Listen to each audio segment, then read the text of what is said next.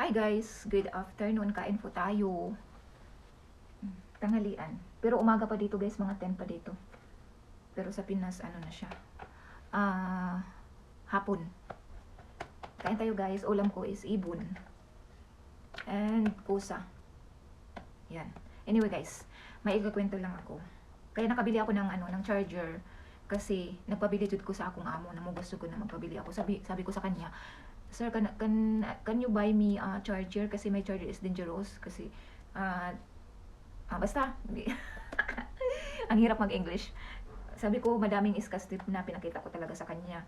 Sabi niya, okay. Kaya tumawag siya sa guard dito sa bahay. Kaya nagpabili. Tapos yung guard naman is tumawag sa kanya kung magkano para bayaran. Sabi niya, tumawag yung guard, sabi niya, very expensive. Ko, how much sir? 150. Sabi ko, ha?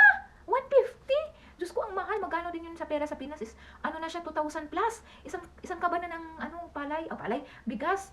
Ko, hala, Diyos ko, no choice kasi, kasi delikado na kasi yung charger ko, na siya, lumalabas na yung, kaluluwa. Tinai, lumabas na, kaya binalutan ko na lang ng kanang iskas tip. Kasi nagpabili din na, 2 wire na charger at saka isang ulo. Ito guys, isang ulo. Pero maganda naman na style, kaya siguro mahal.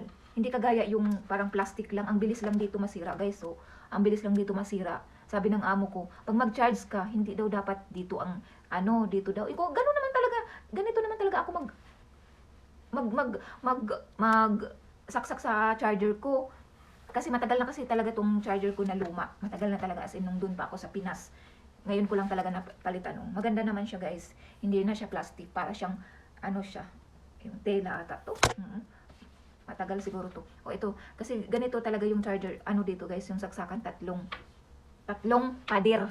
Pader? Oo. Yun guys. Yun lang. Pero alam mo, nung dumating yung charger may resibo, tiningnan ko yung resibo, 120 lang pala, akala ko 150. Sabi ko, na lang sir, i-deduct na lang sa salary ko. Kasi yung pera ko talaga is 100 SAR lang yung pera ko, hawak-hawak ko eh. So mobra yung bayad ko, sabi ko, deduct na lang sa sahod ko. Di ba sir, magtapos na yung utang ko ngayong katapusan sa September. Kaya magsahod na talaga ako ng full ngayong October. Ayun, pumayag naman siya. Thank you, may bago na akong charger. Pwede na, kasi ito kasi pwede magsabay na dalawang cellphone. Kaya sinadya ko talaga to. Kasi alam mo na, kung saan yung pera, nandun ako. Lahat ng games apps ay sinalihan ko para magkapera lang. Ay nako, walang magawa eh. Ginagawa ko to kasi free wifi ako dito, kaya walang bayad.